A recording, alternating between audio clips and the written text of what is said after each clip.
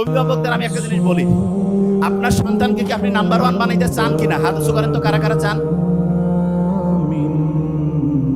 প্রত্যেকে চান না? আমরা যাই প্রত্যেকে। আচ্ছা, ভেরি নাইস। শোনেন, এই যে আপনার সন্তানকে যদি আপনি নাম্বার ওয়ান বানাতে চান, একটা আমি জিনিস বলি, তাহলে এখন আপনি নিজে বুঝবেন। আচ্ছা, পরীক্ষায় যখন রেজাল্ট দেয়, অনেক স্টুডেন্টের রেজাল্ট দেখা যায় একটু নাম্বার কম বেশি হয়েছে। খুব ইম্পর্টেন্ট ঘটনা, একটা স্টুডেন্ট 100-র মধ্যে পেয়েছে 40, আর একটা স্টুডেন্ট 40 পেয়েছে।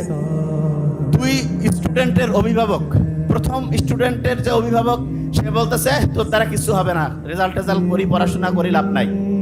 আরেকটা যে 40 পাওয়া স্টুডেন্ট, তার মা বাবা তাকে পাশে বসিয়েছে যে বাবা তুমি তো অনেক ভালো করছো, 40 পাইছো, এরকম করে বললে আস্তে আস্তে 50, 60, 70, 80 পাবা।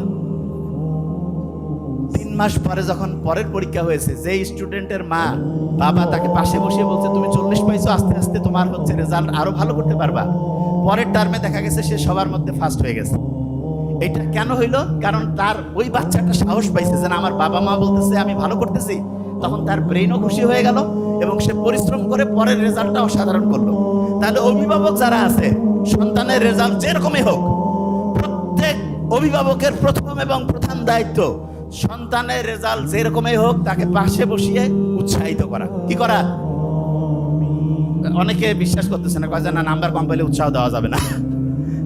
আচ্ছা, অভিভাবকদের আমি একটা জিনিস বলি, আপনার সন্তানকে কি আপনি নাম্বার ওয়ান বানাইতে চান কিনা? হাত উঁচু করেন তো, কারা কারা চান?